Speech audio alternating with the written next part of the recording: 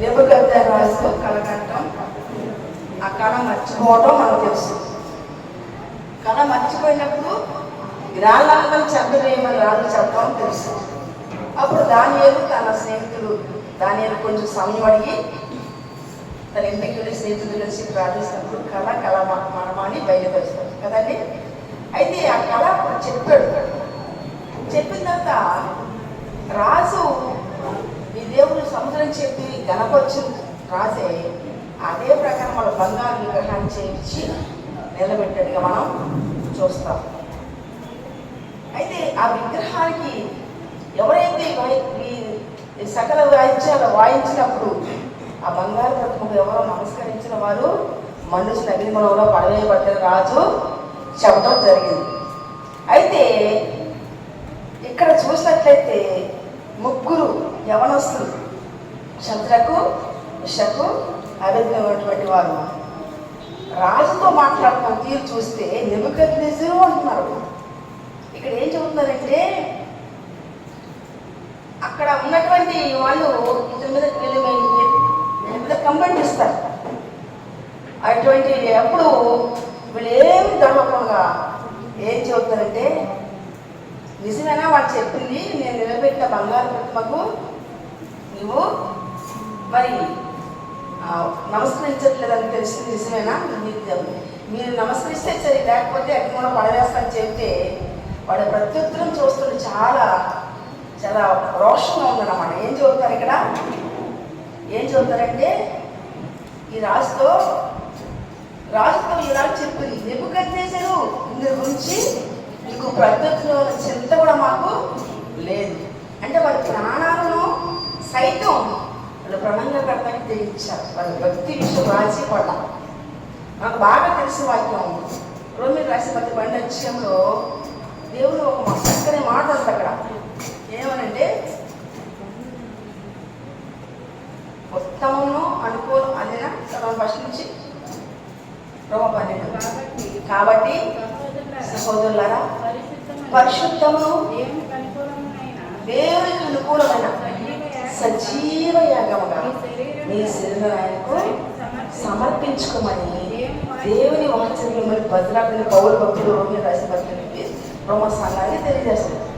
ఉత్తమము అనుకోవడం పరిశుద్ధమైన సంపూర్ణ సజీవ యాగంగా ఎలా సమర్పించుకోవాలి, మన శరీరాన్ని సజీవ యాగంగా మనం సమర్పించుకుంటున్నాడు.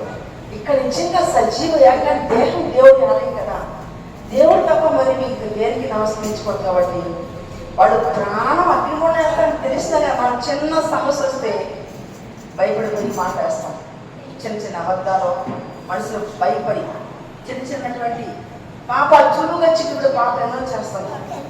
కానీ నెబుకద్నెజరు రాజుతో మాట్లాడతారు, రాజుగారు అని కూడా అంటారు. నెబుకద్నెజరు ఇందు గురించి ప్రత్యుత్తరం వాళ్ళని చింత కూడా మాకు లేదు. మేము సేవిస్తున్న దేవుడు మన్నించు ఉన్న అగ్నిగుండం రక్షిస్తకు సమర్థుడు. మన దేవుడు ఎవరండి? మన దేవుడు రక్షిస్తకు సమర్థుడు. మనందరికి కావాల్సిన మన దేవుడు మన సమస్య నుంచి, మనకు ఉన్నటువంటి ప్రాబ్లమ్స్ నుంచి, మనకు ఉన్నటువంటి వ్యాధుల నుంచి రక్షిస్తకు సముద్రం దేవుడు మనం నమ్ముకున్నాం. అది ఏదైనప్పుడు కూడా, అది కరువైనా వ్యాధులైనా ఏ సమస్య అయినా ఎటువంటి సమస్య అయినా మన దేవుడు అగ్ని వంటి శ్రమలో అగ్నిలో నుంచి తప్పిస్తాకి మా దేవుడు సముద్రమే ఒక రక్షించిపోయినా ఈ దేవత మాత్రం మేము నమస్కరించము, పూజించము. తెలుసుకో, ఒక వేసేసి అంతేగాని మేము విగ్రహాలు మొక్కి మేము అగ్నిలోకి వెళ్ళు. ఎందుకు ప్రకటన గ్రంథంలో చూస్తాం మనం శివరాజ్యంలో 8వ వచనంలో. ఎందుకంటే అక్కడ విగ్రహరాజులందరూ అబద్ధికులు, పిరికివారు, మొట్టమొదటి పిరికివారు, అవిశ్వాసులు, వీళ్ళందరూ కూడా అగ్నిలోకి వెళ్ళిపోతారంట. వ్యభిచారులు, విగ్రహారాధకులు, పిరికివారు, అబద్ధికులు అందరూ కూడా అగ్నిలోకి వెళ్ళిపోతారు. కాబట్టి అగ్నిగుణంలోకి వెళ్ళి యుగకాలు కాదు అగ్నిగులకి వెళ్ళే కంటే ఇక్కడ అగ్నిగుణం ఎంతసేపు అవుతాం, కొంచెంసేపు ఆ అగ్ని వేస్తే కొంతసేపులో ప్రాణం పోతుంది. కానీ యుగకాలు అగ్నిగుణంలోకి వెళ్ళిపోకుండా తప్పించబడతాం కదా. విగ్రహారాధన చేస్తే అగ్నిలోకి వెళ్ళిపోతామని వాక్యం తెలియజేస్తుంది. కాబట్టి దేని రూపము చేసుకోవద్దు, పూజించవద్దు, నమస్కరించవద్దని పైన ఆకాశం అంది కానీ కింద భూమి అంది కానీ భూమి కింద నేనే అంది కానీ దేని రూపము విగ్రహం చేసుకోవద్దు, నేను తప్ప వేరొక దేవుడికి ఉండకూడదని నిర్గమంగా నిర్ణయించాలి. మనం చూస్తున్నాం కదండి. దేవుడి కంటే ఎక్కువ దేని ప్రేమించిన దేవుడికి రక్షణ అర్థమవుతుందా? వింటున్నారా? వాక్యం వింటున్నారా? కనుక నా దేవుని ప్రియ పెట్టారు అక్కడ విగ్రహారాధన చేయొద్దు. దేవుడి ఆజ్ఞలు మొట్టమొదటి ఆజ్ఞ, నేను తప్ప వేరొక దేవునికి ఉండకూడదు. దేవుడు ఆత్మ కనుక ఆయన ఆత్మతో సత్యంతో ఆరాధించాలి. ఇది దేవుడి వాక్యం. అయితే దేవుడు ఆత్మ ఆయన ఆరాధించాల్సిన ఆత్మతో సత్యంతో. కనుక ఈ సద్రక మనిషికి అగ్నిలో ఏం చేశారంటే అగ్నిగుణం వేసినా పర్వాలేదు కానీ ఈ దేవతను మాత్రం మేము నమస్కరించము, పూజించమని తెలుసుకో అని వీళ్ళు ఎంతో రోషంగా మా దేవుడు సమర్థుడు, రక్షిస్తాకి సమర్థుడు. హల్లెలూయా. అమ్మ అగ్ని వంటి శ్రమలో ఈ కూలి పెట్టి బిడ్డ ఉండదు.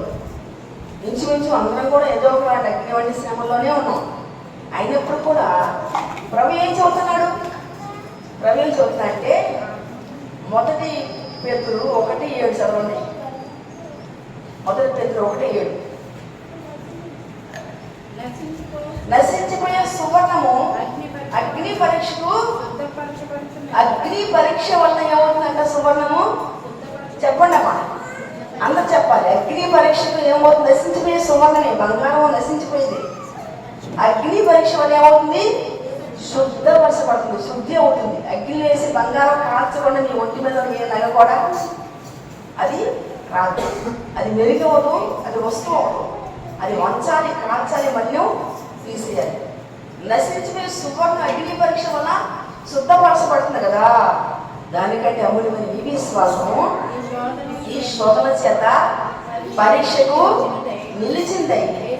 ప్రభు యేసుక్రీస్తు వచ్చినప్పుడు మీకు మహిమయు ఘనత గంటకు కారణం, మెప్పు మహిమ ఘనత గంటకు కారణం. ప్రభు వచ్చినప్పుడు నా బిడ్డ ఎన్ని కష్టాలు రాని, ఎన్ని శ్రమలు రాని, ఒక నా భర్తతో కాపురం విడిపోతారో భయం వేసి ఒక అత్తగారి మాట భర్త మాటని ఆ విగ్రహానికి ఆమె మొక్కొచ్చు.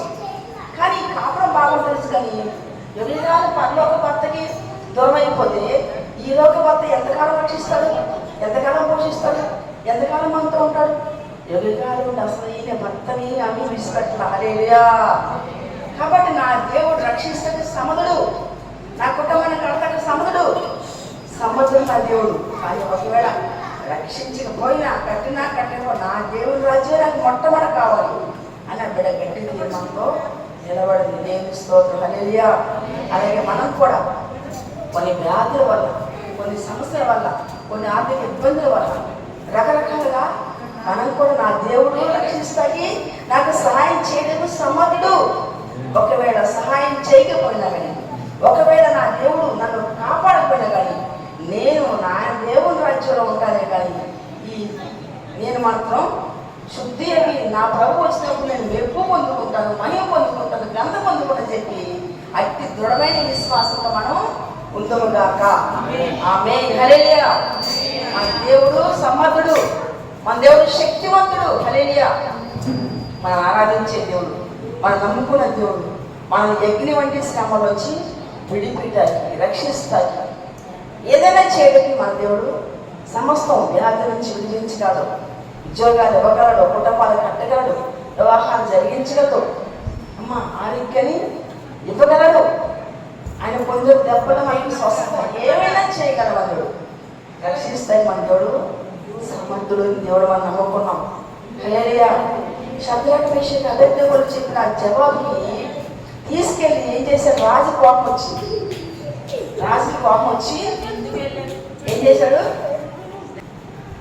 ఏం చేశాడంటే 7 అగ్ని 7 చేసి ఉన్నదానికంటే ఎంత చేసాడని ఎక్కువ 7 చేసి కాళ్ళు చేతులు కట్టేసి అగ్నిగుణంలో పడవేస్తే చూడండి, ఆ కట్లు లేకపోతే చక్కగా వాళ్ళతో పాటు దేవుడు దిగి వచ్చి తిరుగుతున్నట. బబులోను దేశమందున ఆ భక్తుల ముగ్గురు బొమ్మకు మొక్కనందున, బబులోను దేశమందున ఆ భక్తుల ముగ్గురు బొమ్మకు మొక్కనందున, పట్టి బంధించి రాజు అగ్నిలో పడవేసి, పట్టి బంధించి రాజు పడవేసి రాజోవాడు తిరగలేదా. ఓ భక్తుడా రాజు రమ్మనివాడేదా. ఇలా ఓ భక్తుడా రాజు రమ్మనివాడేదా. వాడు ఆశ్చర్యపోతాడంట. నేను నలుగురిని బంధించి అగ్గిలో వేయించాను కదా, వేస్తున్నప్పుడంట ఆ వేడి కంట వేసిన వాడు కాలిపోయారంట. కానీ వీడు ఏ బంధకాలు లేకుండా చక్కగా అగ్గిలో అంతా కూడా ప్రభువుని తిరుగుతున్నారంట. రాజు చూసి ఆశ్చర్యపడి, సత్యానికి విషయం అందరితో కూడా దేవుని సేవకులారా, మీ ఈ విధంగా రాజు ఒక మాట చెప్తున్నాం. అక్కడ ఏమంటాడంటే చూడండి, రాజు ఆ సంగతి చూసి ఆశ్చర్యపడి 28 చదవండి, 28 3:28. నెబుకద్నెజరు శద్రకు మేషకు అబేద్నెగోలను వీరి దేవుడు పూజారులు, ఆయన తన దూతను పంపి తనను ఆశ్రయించే వారిని దాసులను రక్షించను. వారు తమ దేవుని కాక మరి దేనికి నమస్కరించక ఏ దేవుని సేవించి ఉండుమని వారు తమ దేహాలు అప్పగించింది రాజు యొక్క ఆజ్ఞను వ్యర్థము పరిస్థితి కాగా నేను ఒక శాసనము నియమించి ఉన్నాను. ఏదైనా ఈ విధముగా రక్షించడానికి సమర్థుడు దేవుడు గాక మరి ఏ దేవుడు లేడు కాగా, ఏ జనములో కానీ ఏ రాష్ట్రంలో కానీ ఏ భాష మాట్లాడేవాళ్ళు కానీ శద్రకు మేషకు అబేద్నెగోలను వారి దేవుడు ఎవరు దూషించిన వాడు తృప్తిగా చేయబడును. వారి ఇల్లు ఎల్లప్పుడూ పెంట కుప్పగా ఉండును.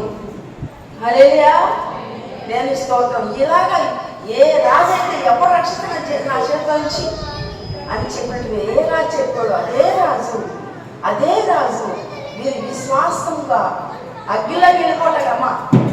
ఎవరు మాట్లాడుకోండి పిల్లలు, అది తీసేయండి అసలు డిస్టర్బ్ అవుతుంది. తీసి వెనకెళ్ళిపోయినా వెనకెళ్ళిపోండి సార్ వెళ్ళిపోవాలి. మీరు అందరూ వెనకెళ్ళిపోవాలి, మోత చేయకూడదు. చూస్తే ఇలాగా రక్షిస్తకు ఏ రాజు చెప్పాడో నా చేతి నుంచి రక్షించే సముద్ర దేవుడు ఎక్కడున్నాడో అన్నాడు. అదే రాజు వీరి దేవుడు రక్షిస్తకు సముద్రం ఈ దేవుడు తప్ప మరి ఏ దేవుడు లేడు. హల్లెలూయా, హల్లెలూయా.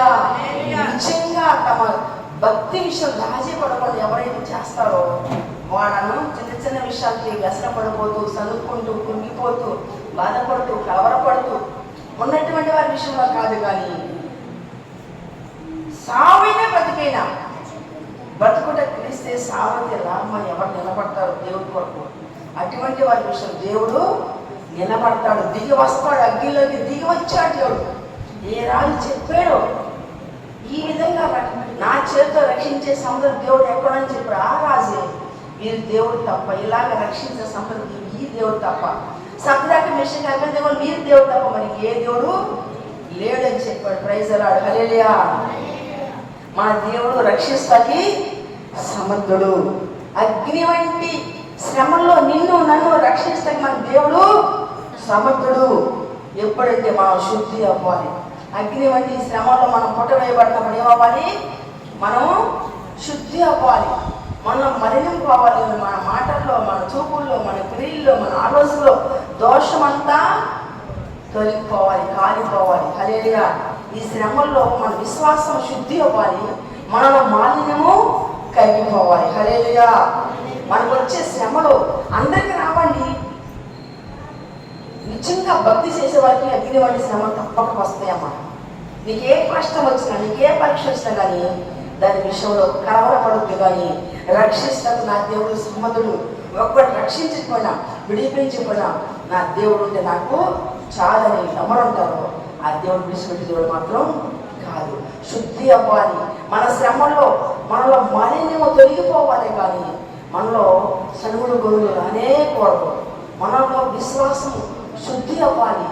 విశ్వాసం బంగారం కంటే అమూల్యమైంది. మన విశ్వాసం బంగారం కంటే సువర్ణం కంటే విలువైందంట, అమూల్యమైందంట మన విశ్వాసం. ఈ శోధనలో మన విలువైనటువంటి విశ్వాసంగా మారుదుము గాక. ఆమె బంగారం కంటే విలువైన విశ్వాసంగా ఈ అగ్ని వంటి శ్రమలు మనం శుద్ధి అవుదుము గాక. ఆమె హల్లెలూయా. కనుక రక్షించే దేవుడు మన యేసయ్య. మన దేవుడు సమర్థుడు. నిన్ను నన్ను మనను కూలిపెట్టి బిడ్డ కుటుంబాన్ని విడిపెట్టే మన దేవుడు సమర్థుడు. హల్లెలూయా. కృంగిపోవద్దమ్మా. తప్పక దేవుడు మనకి ప్రతిఫలం ఇస్తాడు. ప్రభునందు ప్రయాస వ్యర్థము కానే కాదు. మొదటి కొరింథీ 15:58 మనం చూస్తున్నాం కదండి. కనుక కాబట్టి ఆ దేవుడికి బిడ్డరా, మన దేవుడు రక్షిస్తే సమర్థుడైన దేవుడు నమ్ముకున్నాం. సమర్థుడైన దేవుడు, శాస్త్రం తారుమారు చేసే దేవుడు మనం యేసయ్య. మనం ఆరాధించే దేవుడు మనకి ఏదైనా చేయడానికి సమర్థుడు. కొన్నిసార్లు పరీక్ష పెడతాడు. ఎందుకంటే తెలుసా? మొదటి పేజీ 5:10 చూడండి. మొదటి పేజీ 5:10 చదవండి త్వరగా.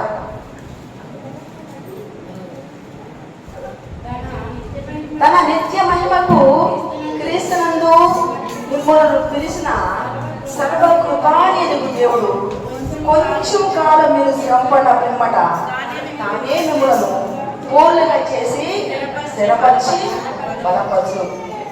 హల్లెలూయా. ఎందుకు పిలిచడమ్మా నిన్ను నన్ను? నిత్యం మహిమలో ఉండడానికి నీవు నేను పిలవబడ్డాం. నిత్యము మహిమ రాజ్యంలో ఉండడానికి నీవు నేను పిలవబడ్డాం. మొదటి పేజీ 2:9 ప్రభు చెప్పాడు. అయ్యగారు ఎప్పుడు చెబుతారు? ఆశ్చర్యకరమైన తన వెలుగులోని నిన్ను నన్ను పిలిచిన దేవుడు. హల్లెలూయా. తన వెలుగులోకి నిన్ను నన్ను చీకట్లో ఉన్నాం. మనం ఒకప్పుడు చీకట్లో ఉన్నాం. మన వెలుగులోకి పిలవబడ్డాం. తన వెలుగులో తన గుణాలు ప్రశ్నించేయడానికి, ఆయన గుణాతిశయాలు ప్రశ్నించేయడానికి. హల్లెలూయా. కనుక రాజుల యాజక సమూహంగా పరిశుద్ధ జనంగా దేవుడు సొత్తైన ప్రతిగా నేను నన్ను దేవుడు చేసుకున్నాడు. మనం రాజుల యాజక సమూహం. ఈ లోకంలో మనకు ఆస్తిపాస్తులు లేకపోవచ్చు, కానీ మనం రాజుల యాజక సమూహం, పరిశుద్ధ జనం, దేవుడి సొత్తైన ప్రజలం. కాబట్టి తన గుణాలు ప్రశ్నిస్తాకి దేవుడు మనల్ని పిలిచాడు. తన గుణాలు ప్రశ్నిస్తాకి పిలిచాడు చీకట్లో ఉన్న మనం. అయితే నిత్యం మహిమలో ఉండటం కోసం మనం పిలవడ్డాం. నిత్యము మహిమలో తనతో కూడా ఉండటానికి దేవుడు నిన్ను నన్ను పిలిచాడు. హల్లెలూయా. అప్పుడు అయితే ఏం చేయాలి? కొంచెం కాలం మనం శ్రమ పడిన తర్వాత, శ్రమ అవసరం.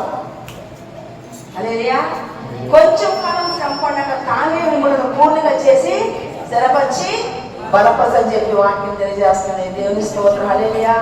కాబట్టి కొంచెం కాలం మనం శ్రమ పడినాక నిత్యం మహిమలో ఉంటాయి. స్థిరపరుస్తాడు దేవుడు, బలపరుస్తాడు. విశ్వపెట్టి దేవుడు కాదు, సమర్థమైన దేవుడు. కృప చూపుటకు సమర్థుడు. ఎబ్రీ 2 ఉంటుంది. ఎబ్రీ రాసిన పత్రిక 2 ఉంటుంది. చూడండి, మా దేవుడు చూసినట్లయితే నిన్ను నన్ను పిలిచిన దేవుడు. మరి దేవుడు పెట్టారా?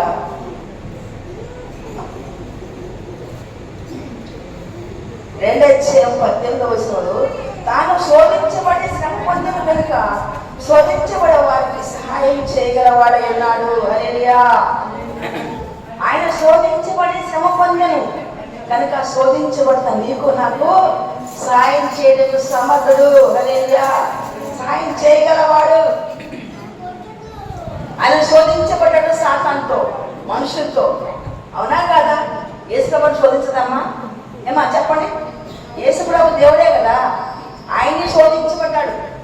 ఆయన శరీరధారిగా ఉన్నప్పుడు ఆయన నీ కోసం నా కోసం శోధించబడ్డాడు. అపవాది శోధించింది. అవునా? 4 మత్తయి సువార్తలో కదా. తర్వాత మనుషులు శోధించారు. ఎన్నో రకాల శోధనలు. అందుకంటే ముఖ్యంగా భయంకరంగా సిలువ మీద నీ కోసం నా కోసం చిత్రహింసలు పొంది శ్రమ పొందాడు. హల్లెలూయా. శోధించబడి, అందుకోసం మనం కూడా సిలువను శ్రమను సహించమని ఎవరి 12 అధ్యాయంలో అందుకోసం 12 అధ్యాయం ఉంది. మనమును ప్రతి భారమును సిలువగా చుట్టుపెట్టి పాపాన్ని విడిచిపెట్టి విశ్వాసాన్ని కర్తను కొనసాగించడం యేసు వైపు చూస్తూ మన ఎదురు ఉంచబడిన పందెముల ఓపికతో పరిగెత్తుదాం. ఓపిక కావాలి బిడ్డలారా, మనకు ఓపిక కావాలి. మన ముందున్నటువంటి పందెం రంగు ఇది. సులువుగా చిక్కుబడే పాపాన్ని ప్రతి వారాన్ని విడిచిపెట్టాలి. మన మీద వేసుకోకూడదు. ప్రభుకు అప్పచెప్పి చింత ఎవరు ఆయన మీద వేసేయాలి. హల్లెలూయా. తర్వాత ఏమంటారంటే సిలువను సహించాడు, శ్రమ సహించాడు. ప్రభు మనం కూడా సహించాలి. ఆయన శోధించబడి కూడా పాపం చేయలేదు. శోధించబడి శోధించబడిన వారికి సాయం చేస్తాను. శోధించబడుతున్నావు అమ్మా, సాతానుతో శోధించబడుతున్నావు, మనుషులతో శోధించబడుతున్నావు, అవునా కదా? అయితే శోధించబడేవారికైనా సాయం చేయలేని సమర్థుడు. హల్లెలూయా. సమర్థుడని దేవుడు నమ్ముకున్నాం, భయపడనక్కర్లేదు. ప్రభువు తెలుసు, నీకు ఎప్పుడు ఇవ్వాలో తెలుసు, నువ్వెంత కాల్చబడాలి నీకు దేవుడు తెలుసు. ఆయన అంట కూర్చుందంట కంసాలవాణి అగ్ని మనకి మూడొచ్చారు. కంసాలవాణి అగ్ని వంటి వాడు, సాకులవాణి చబ్బు వంటి వాడు. ఆయన కూర్చుందంట, ఆయన నిరబలం చేస్తాడంట, కూర్చుని చూస్తున్నాడంట. ఎంత కాల్చాలో అంతే కాలుస్తాడు. ఆయన రూపము ఆ బంగారం మీద పడగాలి బయటికి చేస్తాడు. ఆయన రూపంలోకి మారుతున్నారా అమ్మా? క్రీస్తు రూపంలో మనం మారుతున్నామా? ఆయన మాట్లాడి మనం మాట్లాడుతున్నాయా? ఆయనలాగా ప్రేమిస్తున్నావా? ఆయనలాగా క్షమిస్తున్నావా? ఆయనలాగా ప్రార్థిస్తున్నావా? ఆయనలాగా సహిస్తున్నావా? చిన్న చిన్న శ్రమలంగా కృంగిపోతున్నామేమో, చదువుకుంటున్నామేమో, శోధనలో పడిపోతున్నాయేమో. ఆయన రూపము మనకు వచ్చిన కాక, మనం వేసినాక మారుదేవు కాక, ఈ శ్రమల్లో అవసరాన్ని బట్టి కొంచెం కాలం ముందు నన్ను శోధిస్తాను, శ్రమ పెడతానన్నాడు. నిత్య మహిమలో ఉంటాకే మనం వెళ్ళబడ్డాం. అవసరాన్ని బట్టి కొంచెం కాలం శ్రమ పడ్డాక ఆయనే మనం పూర్తిగా చేసి స్థిరపరిచి బలపరుస్తానన్నాడు. Praise the lord. హల్లెలూయా. కనుక ఆయన రూపం మనలోకి రావాలి. ఆయన మాటలు మనం మాట్లాడాలి అమ్మా. ఆయనలాగే మనం మాట్లాడాలి, ఆయనలాగా ప్రేమించాలి, ఆయనలాగా క్షమించాలి. మనం చూసినప్పుడు ఆయన్ని చూడాలి. మనం వ్యసనపడకూడదు, ఎవరిని గాయపరచకూడదు, ఆదరించాలి, మనం ప్రేమించాలి, ప్రార్థించాలి, సహించాలి. ఆయనలాగా మనం మారితే మనం కూడా దేవుని బిడ్డలా యేసులాగా ఎప్పుడు మారుతామో అప్పుడు అగ్ని నుంచి తీసేస్తామంట. హల్లెలూయా. అప్పటి వరకు కొన్ని శ్రమలు మనకు ఉంటానే ఉంటాయి. మన మాటలు కానీ మన క్రియలు కానీ సరిగా ఏదైనా తేడా ఉంటే దేవుడు సరిచేస్తా కోసం అగ్ని వేసినట్టు కొన్ని శ్రమలకు ఎలా చేస్తారు. ఎందుకంటే ఇచ్చు మహిమలో ఉన్నాను కదా, ఆయనలాగా మారాలి. హల్లెలూయా. దేవుని స్తోత్రం. హల్లెలూయా. కనుక ఆయన సమర్థుడు. సద్రాక్ మేషక్ అబేద్నెగో దేవుడు, మనం దేవుడు. ఈ అగ్ని వంటి శ్రమల దేవుడు మనం శుద్ధి చేసి నిరమలగా చేసి పవిత్రపరిచి ఆయన రూపంలో మన మార్చును గాక. ఆమేన్. హల్లెలూయా. ఇంకొక లాస్ట్ ఒక వాక్యం చెప్పుకోవాలి, చాలా ఉన్నాయి కానీ ఒకటి చెప్పుకొని ముగించుకుందాం. ఎఫెసీయులకు రాసిన పత్రిక 3వ అధ్యాయము 20వ వచనం. మనలో కార్యసాధకమైన తన శక్తి చొప్పున మనం అడుగు వాటన్నిటికంటేను ఊహించే వాటన్నిటికంటేను అత్యధిక చేయ శక్తి గల దేవునికి క్రీస్తు యేసు మూలమున సంఘము తరతరములు సదాకాల మహిమ కలుగును గాక. మనం అడిగే వాటికంటే ఊహించే వాటికంటే అత్యధిక చేయ శక్తిమంతుడు, చేయ సమర్థుడు. హల్లెలూయా.